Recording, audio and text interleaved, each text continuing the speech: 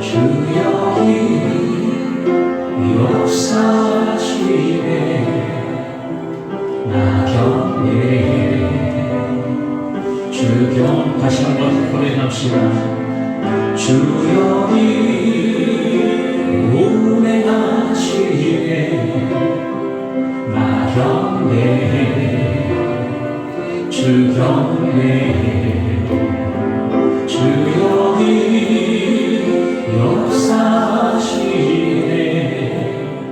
나 경외해 주 경외해 긍휼을 만드시는 주 긍휼적을 행하시는 주 그는 나의 하나님 약속을 지키시는 주 어둠 속에 빛이 되시는 그는 나의 하나님 우리만 만드시는 주 나 경외해 주 경외해 우리만 치료하시네 나 경외해 주 경외해 우리 삶 변화시키네 나 경외해 주 경외해 우리만 고쳐주시네 나 경외해 주 경외해 긍휼을 만드시는 주 긍휼적을 행하시는 주 그는 나의 하나님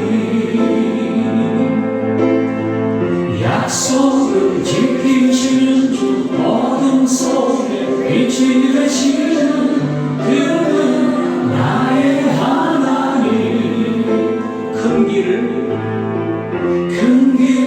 만드시는 주 긍휼적을 행하시는 주 그는 나의 하나님 약속을 지키시는 주 어둠 속에 빛이 되시는 그는 나의 하나님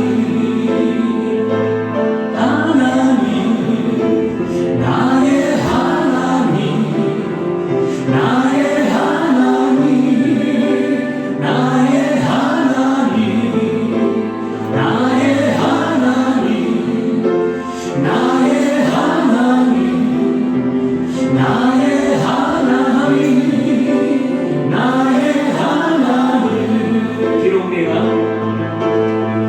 비록 내게 보이지 않아도 비록 내게 느껴지지 않아도 일하시네 주님이 주는 결코 멈추지 않네 비록 내게 보이지 않아도 비록 내게 느껴지지 않아도 일하시네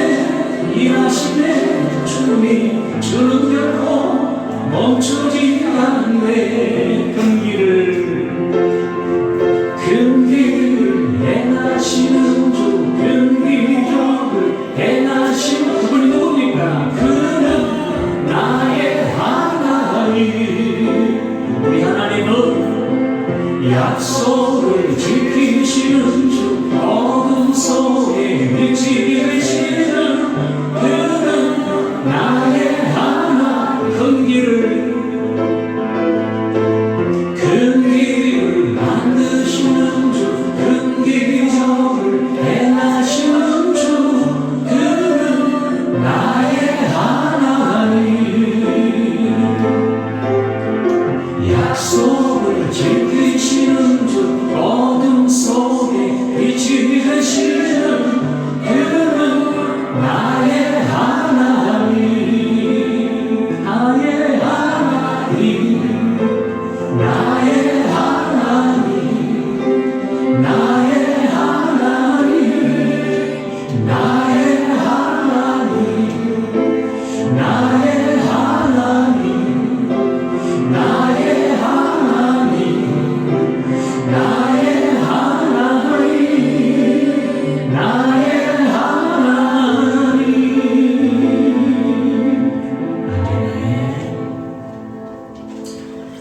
주님께서 여러분을 보좌를 너무너무 사랑하십니다.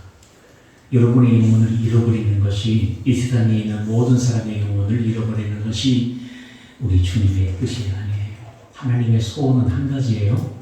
하나님이 우리 가운데 임재하셔서 임마누엘 함께 살자라고 말씀하는 겁니다.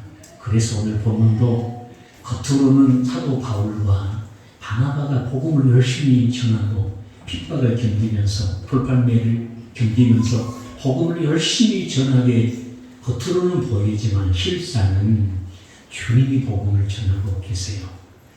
14장 3절이 말하고 있잖아요. 두 사도가 오래 있어 주를 힘입어 담대히 말하니. 자, 주님을 힘입었기 때문에 오늘 설교 제목처럼 주님이 그들을 붙잡아 주셨기 때문에, 그들이 심령을 붙잡아 주셨기 때문에, 그들과 함께하여 주셨기 때문에 지금 오래 있을 상황이 아니거든요. 하루하루 빨리 그 자리를 벗어나야 되는 상황이거든요. 근데 오래 있었대요. 소극적으로 말하는 것이 아니라 적극적으로 담대하게, 그들의 말에 담대함이 있었다고 얘기를 해요. 한마디로 이거를 요약하면 이렇게 성경은 정리해 주고 있는데, 주께서 그들의 손으로 표적과 기사를 행하게 하여 주사 자기 은혜의 말씀을 전하시니, 주님이 자기의 은혜의 말씀을 전하는 것이라. 영적으로는 바울과 바나바를 통해서 사실은 그들은 겉으로 드러나는 현상이고 외형적인 것일 뿐이고 도구일 뿐이고, 실상 주님이 말씀하고 계세요. 자신의 은혜의 말씀을 전하고 계세요. 어떤 말씀일까요? 계속 말씀을 드렸죠. 그리스도 안에서 생명을 주어서 함께 사는 것이 아버지의 소원이라는 거죠. 내가 너희들의 영혼을 잃어버리는 것이 내 뜻이 아니라는 거죠. 복음을 요약하면 주님의 이 마음을 친히 주님이 전하고 계시다는 것이죠. 그럼에도 불구하고 사절에 보니까 나는 그 복음을 받지 않으려고 아예 영생을 얻기에 합당하지 않은 자를 자청해가지고 오히려 복음에 더욱더 적극적으로 배양하고 핍박하고 대적하는, 회방하는 그런 무리가 있었고, 반대로 그 은혜를 알고 나 같은 자에게도 은혜를 주시는구나, 그리스도 안에서는 나도 영생을 얻을 하나님의 아들, 딸이 될 자격이 있는 것이구나, 놀라운 하나님의 은혜이구나, 나 같은 영혼도 주님이 포기하지 아니하시고 이렇게 기회를 주시고 살려주시는구나, 이렇게 알고 영생을 그리스도 안에서 주시기로 작정하신 하나님을 믿고 두 사도를 따르며 이렇게 주님의 사람이 되어지고 영생을 얻는 무리들이 있었다는 것이죠. 실상 3절에 보신 바와 같이 주님이 자기 은혜의 말씀을 전하고 계시니, 주님의 말씀을 전하고 계시니, 우리가 주의 일하다 보면 그러실 때가 있어요. 자신이 지어가지고 자신의 말을 할 때도 있지만 정말 성령께서 붙잡아가지고 감동하셔가지고 그의 지정의를 붙드셔가지고 성경을 기록한 사람들이 그렇게 성령으로 기록해 줬습니까? 주님이 말씀하실 때가 있어요. 주님이 직접 말씀을 하세요. 내가 생각하고 준비한 말씀이 아니고 주님이 말씀을 하게 하는 거예요. 주의 일하다 보면 그런 경험을 하게 돼요. 성령께서 그렇게 역사를 하시거든요. 주님, 오늘 본문에도 주님이 직접 자기의 말씀을 전하고 계시니 이들이 도로도로 핍박하고 악행하고 대적하고 모욕하고 막 이렇게 하고 있는데 누구를 그렇게 하는 거예요 지금? 실상은 주님에게 그렇게 하는 것이잖아요 지금.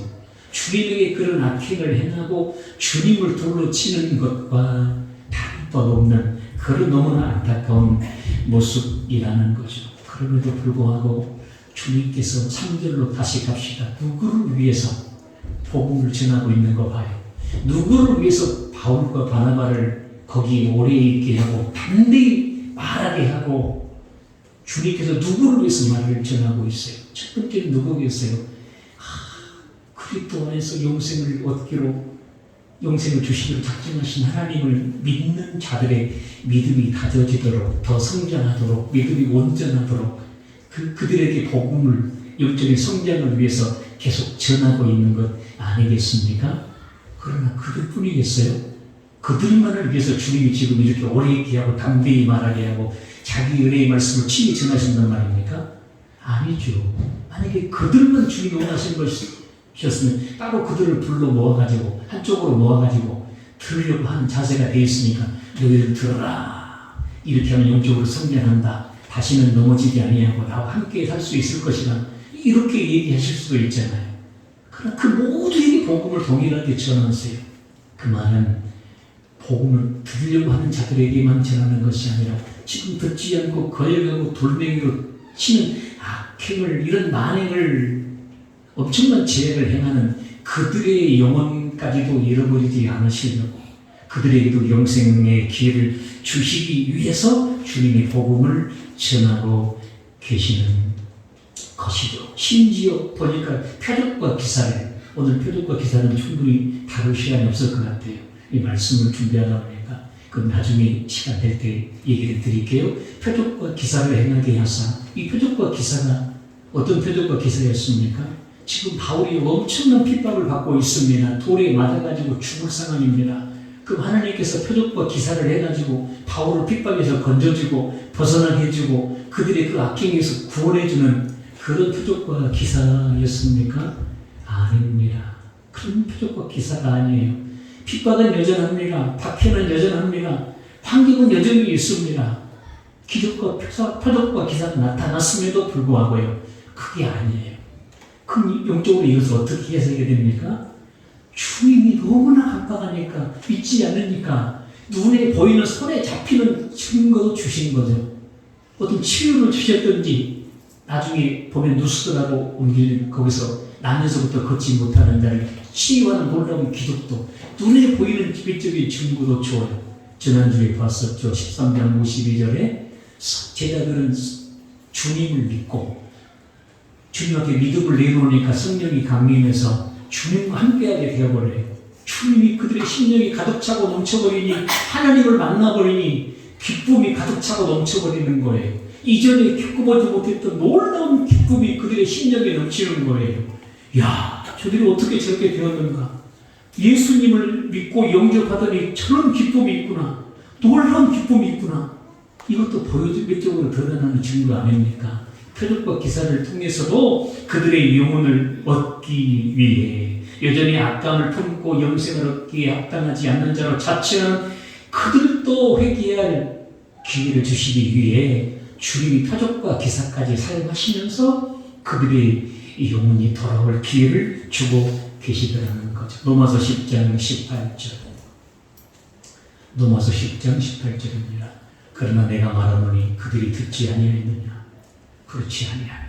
그 소리가, 이 복음이 온 땅에 퍼졌고, 지금 주님을 핍박하고 만행을 저지르고 돌멩이로 치는 사람들이 복음을 안 들었습니까? 주님의 구원의 손길을 안 들었습니까? 예수 그리스도를 믿는 자에게 영생을 주시는, 어마어마한 거잖아요. 영원한 생명을 주시는, 하나님이 함께하여 주시는, 외로운 인생에게, 공고한 인생에게, 마귀에게 당할 수밖에 없는 인생에게, 죄와 사망 권세에 갇힌 인생에게 하나님이 찾아오셔서, 하나님이 함께 하셔서 그 모든 죄와 사망 권세에서 벗어나게 해주시는, 마귀에서 벗어나게 해주시는 이런 놀라운 은혜를 예수 그리스도를 믿는 자에게 주신다는 거예요. 아멘.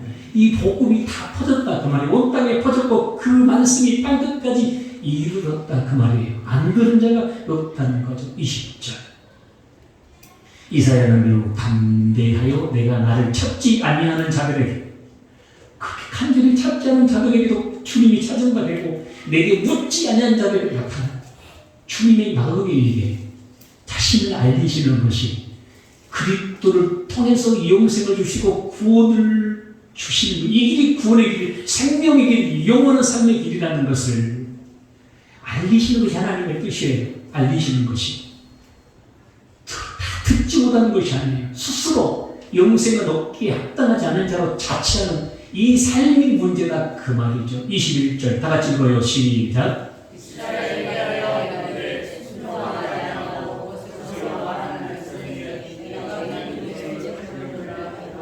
오늘 본문의 선언과 동일하잖아요. 순종하지 않고 계속 거스리죠. 배격하죠. 돌멩이로 막 치죠. 엄청나게 주님을 핍박한다니까요. 주님을 대적한 거예요. 13장에서도 주의 복음을 듣고도, 모세의 율법을 읽고 선자의 글을 읽고도 주님을 영접하는 것이 아니라 배척하고 버려버렸잖아요. 그들의 영혼까지도 얻기 위해서 내가 종일 손을 벌려놓으라. 이게 하나님의 마음, 이게 하나님의 마음, 이게 하나님의 마음. 이 하나님의 마음을 알고 하나님께로 여러분도 마음을 다 돌이킬 수 있기를 예수님의 이름으로 축원합니다. 오늘 본문 14장 3절 다시 한번 보겠습니다. 14장 3절. 참 안타까운 표현이 또 나온다고 그랬죠. 사도행전 14장 3절. 두 사도가 오래서 2절이 나오죠. 2절. 그러나 순종하지 아니하는 유대인들이 그 앉아있는 분들이에요. 이들이 예배도 드려요. 참성도 해요. 기도도 해요. 경건 생활도 해요. 그 실상은 뭐죠? 실상은 하나님께 마음이 가 있지 않는 경우에 지금 이게 그렇잖아요. 하나님께 마음이 없는 거예요. 여전히 여기 몸은 와 있지만 다른 데 마음이 가 있는 거예요. 여러분 이 신앙은 우리가 정말 바꿔야 됩니다.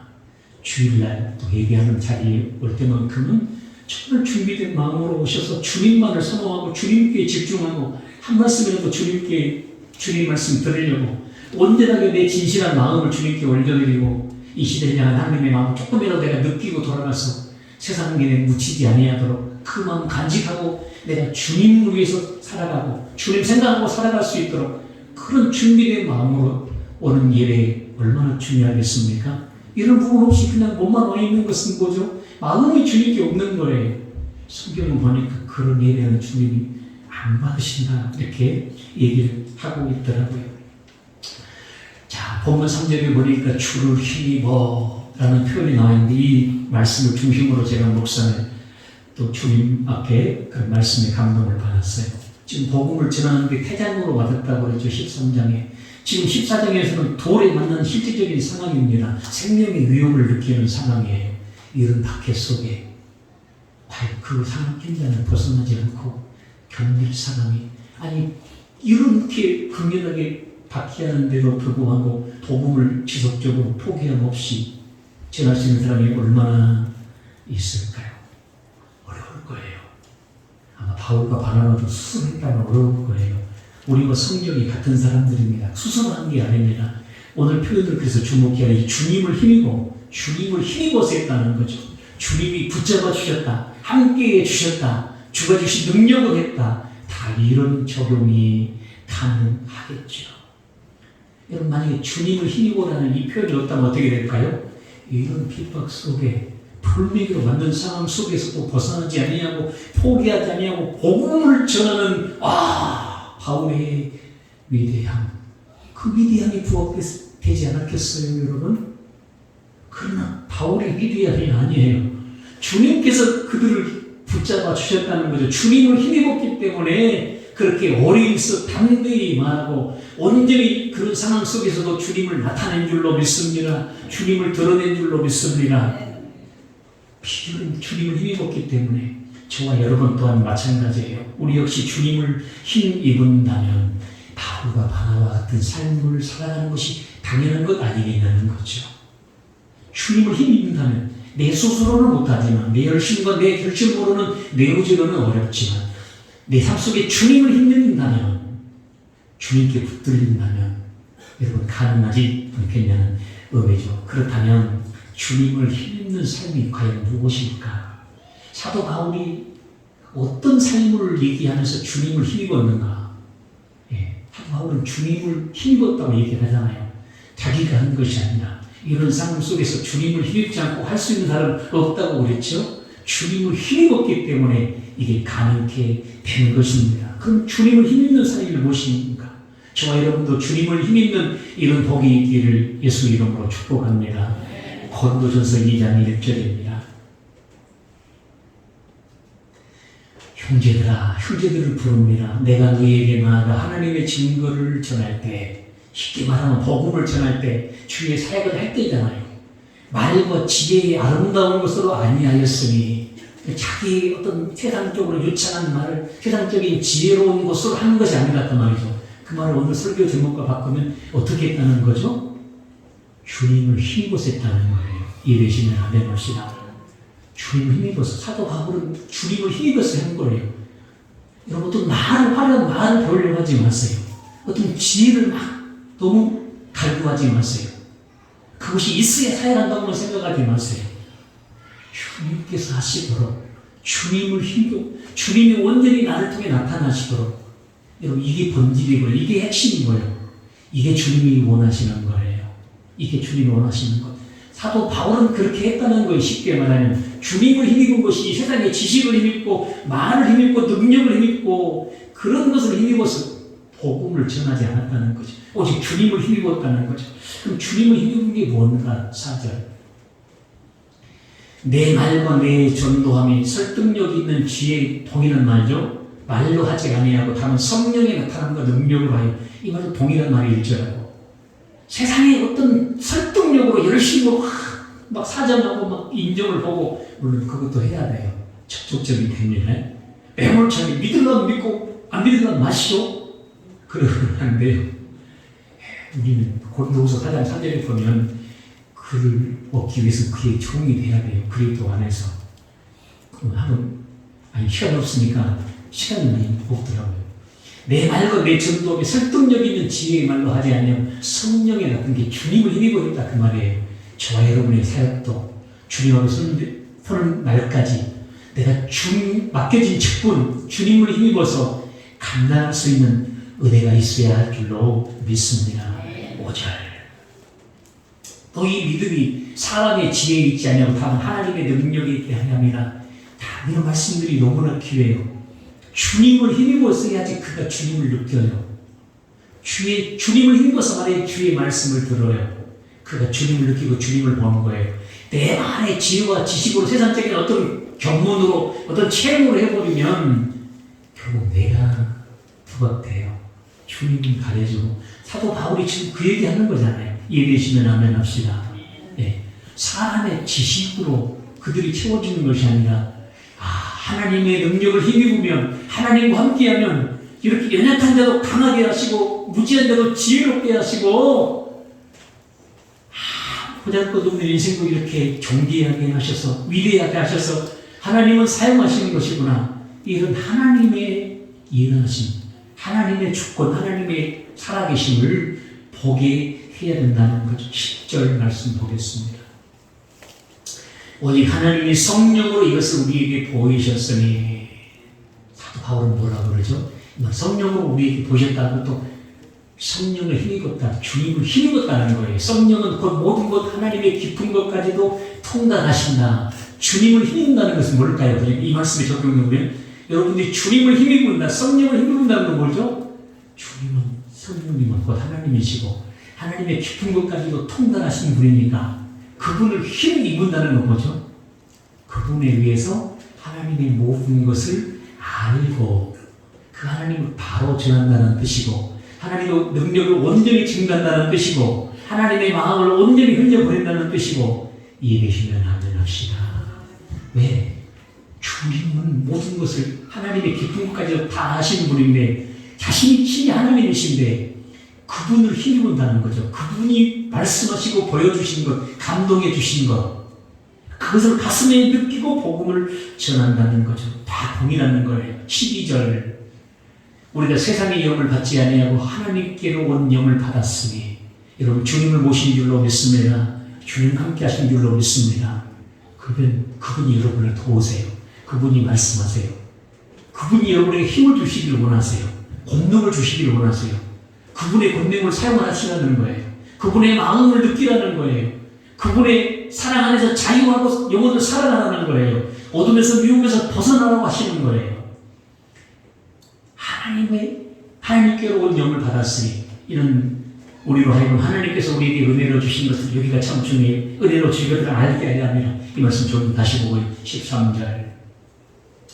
우리가 이것을 말하거니와 사람의 지혜, 또 계속 그 얘기잖아요. 지금 사람의 지혜, 세상적인 지혜를 말하는 것이 아니고 지식을 말하는 것이 아니고 방법을 말하는 것이 아니고 성공하고 출세하고 잘나가고 이것을 말하는 게 아니고 오직 성령께서 가르쳐 주신 것으로 하니. 성령을 힘입어서 주님을 힘입어서 주님이 원하시는 마음을 전하고 살 길을 전하고 생명의 길을 전하고 구원의 길을 전하고 마귀에서 벗어나는 길을 전하고 영원한 승리의 길을 전하고 이 복음을 지금 전하고 있다. 사도 바울은 그렇게 얘기를 하고 있어요. 자, 그렇다면 성령께서 바울에게 가르쳐 주셨다고 하잖아요. 사람의 지혜가 아니라 성령께서 무엇을 하니? 가르치시고. 성령께서 무엇을 가르쳐 줬을까요? 잘 봐요. 성령께서 무엇을 가르쳐 주셨을까요? 12절 하십니다. 이런 걸 맞춰야 돼요. 힌트를 성령께서 무엇을 가르쳐 줬을까요? 자, 성령께서 가르쳐 주신 것을 한다고 했잖아요. 성령께서 무엇을 가르쳐 줬을까요? 이 말씀에서 한번 찾아봐요. 성령께서 사도 바울에게 뭘 가르쳐 줬을까요? 이런 우리로 하여금 그 다음에 답이에요. 하나님께서 우리에게 은혜를 주신 것들을 뭐 하시니라? 알게 하셨다 그 말이죠. 하나님께서 어떤 은혜를 베푸셨는가? 하나님께서 나에게 어떤 은혜를 베푸셨는가? 하나님께서 우리 인생에 어떤 은혜를 베푸셨는가? 하나님께서 직접 말씀하셨다는 거죠. 그걸 알게 하셨다는 거죠. 그게 뭐예요? 하나님께서 우리에게 베푸신 은혜가 뭐예요? 죄의 싹수 사망이요 하나님의 은혜는 우리 예수 그리스도 안에 있는 영생이니라. 하나님이 함께 하시는 거예요. 그리스도 안에서 생명을 주어서 하나님 너와 함께 하시구나. 하나님 너와 함께 하시는구나. 내가 그 하나님을 배울 수 있구나. 느낄 수 있구나. 그 하나님의 사랑을, 그 하나님의 마음을 내가 느낄 수 있구나. 이 은혜는 내게 있구나. 이 복음이 내게 있구나. 이게 하나님이 내게 은혜로 주신 것들이구나. 사도 바울에게 이것을 깨닫게 하신 줄로 믿습니다. 그래서 그 느낀 것을 16절에 실제로 주의 마음을 알았다고 사도 바울이 고백을 하잖아요.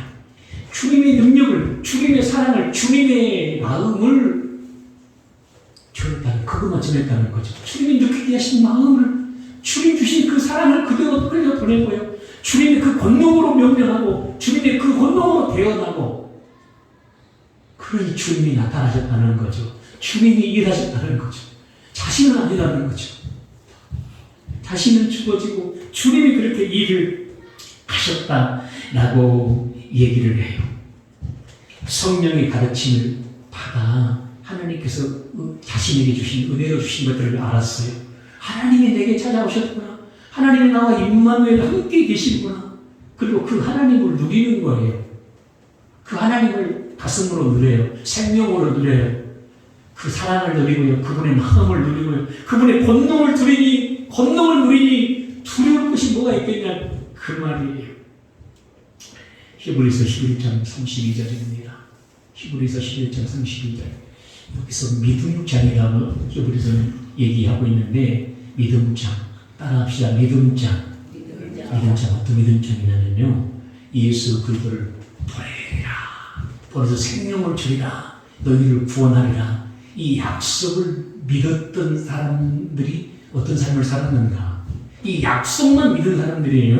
그 언약만 믿은, 예수 그리스도를 보내시기로 약속하신 이 하나님의 약속, 주님이 오실 것을 믿는 믿음으로 살았던 사람들이 어떻게 했는가 한번 보세요. 이게 다 나오잖아요. 믿음의 사람들 말하려면 시간이 부족해요. 저도 시간이 부족할 것 같아요. 33절.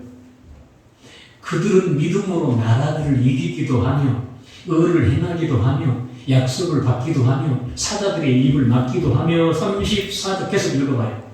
읽어봐요. 시작.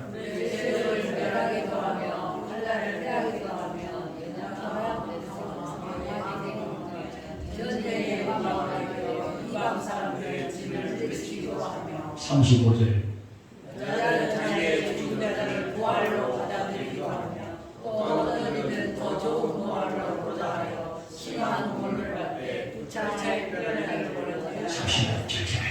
어떤 이들은 저항과 채찍질 뿐 아니라 결박과 옥에 갇히는 시험도 받았으며 37절 돌로 치는 것과 톱으로 켜는 것과 시험과 칼로 죽임을 당하고 양과 여소의 가죽을 입고 유리와 공핍과 환난과 학대를 받았으니 38절 이런 사람은 세상에 감당하지 못하느니라. 그 말이 뭐예요? 그런 극렬한 핍박과 죽음까지 내몰았음에도 불구하고 그들의 그 믿음을, 그들 안에 있는 그 평안을 빼앗을 수 없었다. 그런 의미 아니겠어요? 그렇게 핍박하니 그들이 믿음을 버려버리고 하나님의 약속을 불신해버리고 하나님을 버려버리더라. 그 얘기가 아니에요. 그렇게 해서도 그들의 믿음을 감당할 수 없더라.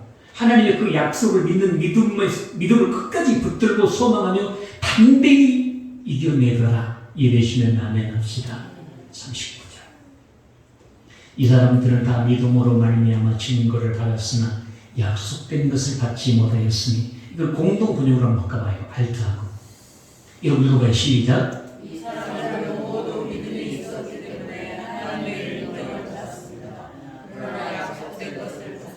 약속된 게 뭐예요? 그리스도를 보내라. 이게 약속된 거잖아요. 그리스도가 그들의 생애에 오신 건 아니잖아요.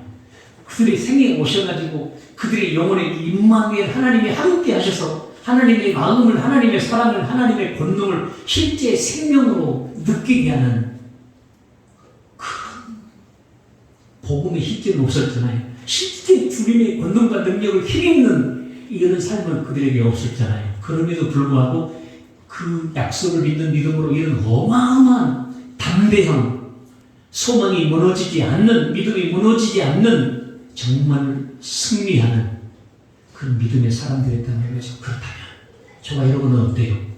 약속이 우리는 약속된 것을 받아버린 사람들이에요. 그리스도가 우리 안에 오셨어요. 하나님이 정말 함께 하셔요. 그럼 우리의 믿음은 어떻겠어요? 그분과 함께하는 우리의 믿음은 어떻겠어요? 그 주님을 실제 힘입은 믿음은 어떻겠어요? 오늘 바울과 바나바를 보시잖아요. 핍박한다고요? 돌멩이로 친다고요? 주는 그 모든 것보다 크신 분이에요. 강하신 분이에요. 이 되시는 아멘 합시다. 주님 힘 있는 것. 세상에 감당할 수 없는 거예요. 세상에 어떤 것으로 두렵게 할 수 없는 것이었죠. 로마서 8장 35절. 로마서 8장 35절. 누가 감히 그리스도의 사랑에서, 자, 이것은 파도 바울이 고백하고 있는 건데요.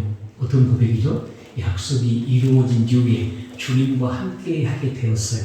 실제 주님과 함께 하면서 그 주님을 누리고 주님의 권능과 마음과 사랑을 누린 삶의 모습이 뭔가를 고백하고 있어요. 누가 우리를 그리스도의 사랑에서 끊으리요? 환난도 필요 없다 그 말이죠. 공고도 박해도 기근도 적신 헐벗음이거든요. 헐벗음. 우리가 내 몸이 적신에서 왔다 아무것도 없다 그 말이 뭉뚱이다 그 말이에요. 헐벗음이나 위험이나 칼이냐 그 어떤 처우도 배후도 압박도 주님과 함께하는 사람을 이길 수 없다는 거예요. 두렵게 할 수 없다는 거예요. 할렐루야. 할 자가 없는 거예요. 두렵게 할 자가 없는 거예요. 36절 우리가 종일 죽임을 당하여 이렇게 도살이 같이 이런 극렬한 핍박 이런 고통을 당할지라도 37절 다 같이 보면 시작.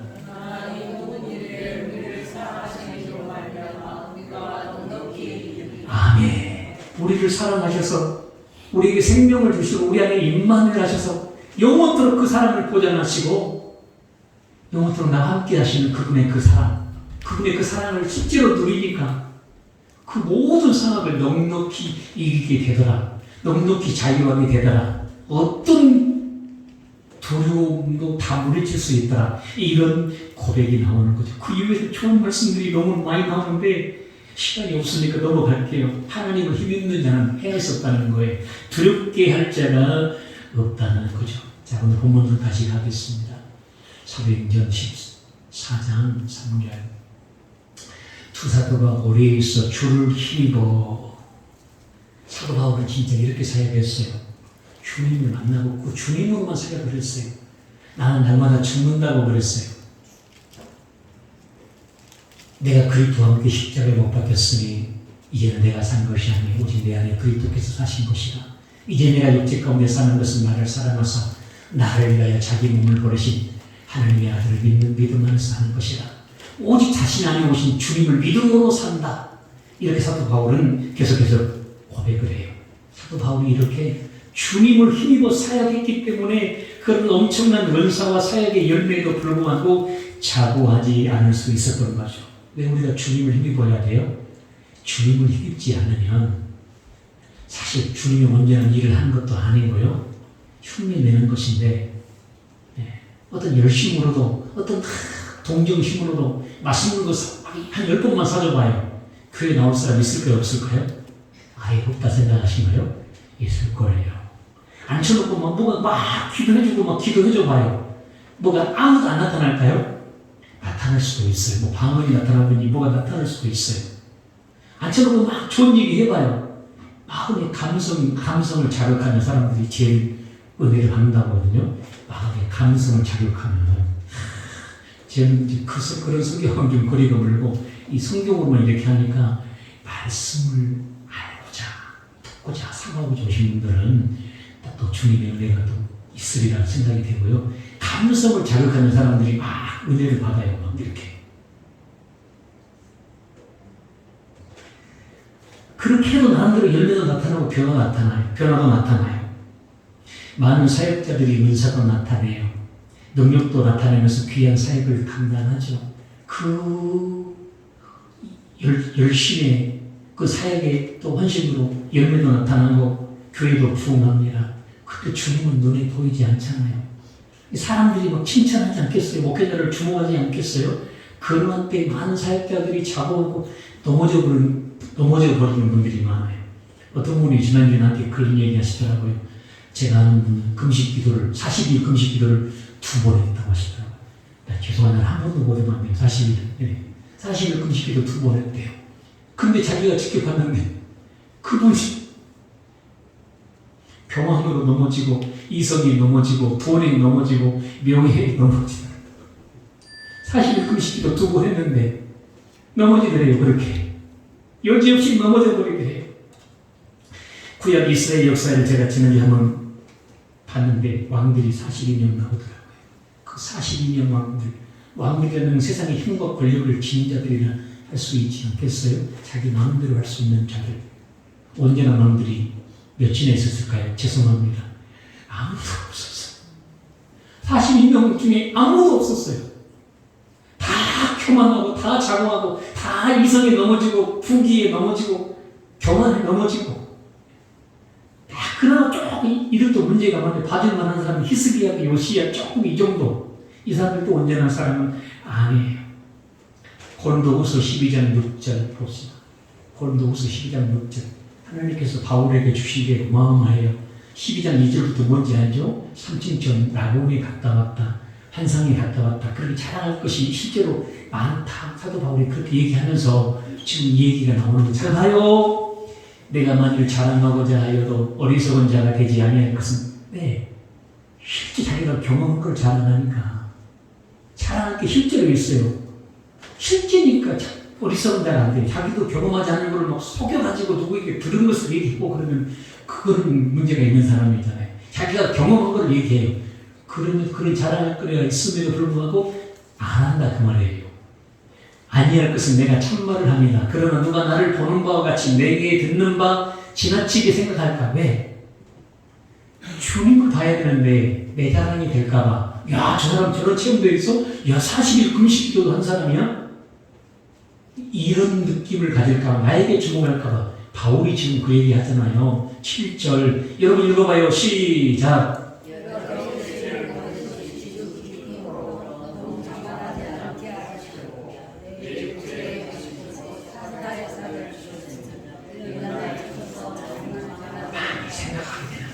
이게 하나님께서 보여주신 것이 깨닫게 하신 것이 약간 성령이 가르치신 것을 한다고 그랬잖아요. 하나님께서 은혜로 주신 것이 무엇인가 다 보여주신 거예요. 실제 하나님을 느끼게 하시는 거예요. 하나님의 그 권능을 나타내게 하시는 거예요. 은사가 나타나는 거예요. 영적인 환상도 막 봐버리는 거예요.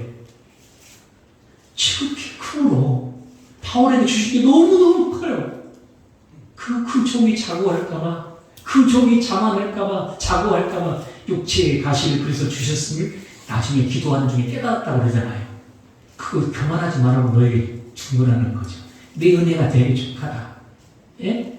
내 육체에 가시고 사탄의 사자를 주셨으니 나를 쳐서 자만하지 않으라고. 그것도 없으면 자만해버릴까. 본 것이 너무너무 많아버리니까 와, 나 이런 것을 봤어, 이런 것을 봤어.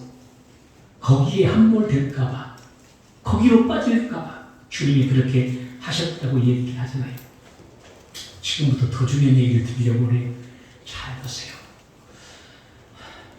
고린도전서 1장 26절. 이런 말씀을 들을 수 있어야 돼요. 들을 수 있기를 축복해요. 예.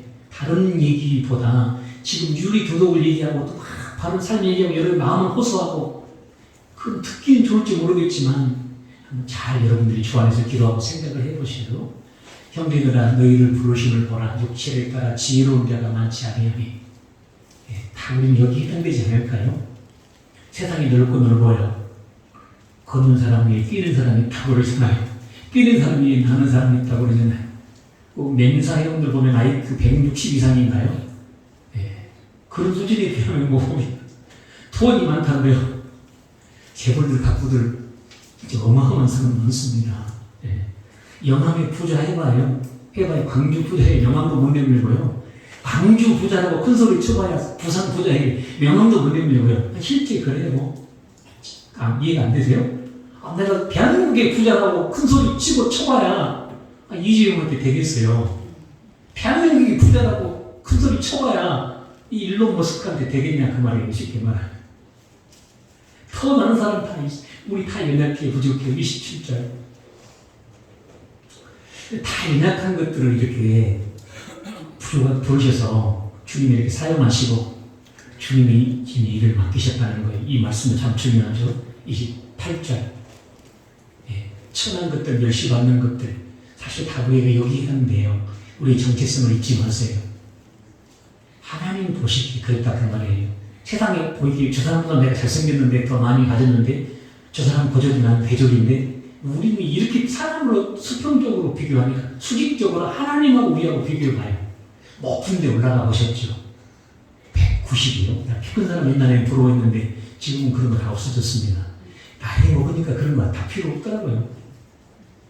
건강한 것이 이렇게 가장 어떻게 보면 좋은 것 같고 주님 만나는 게 더 좋고요.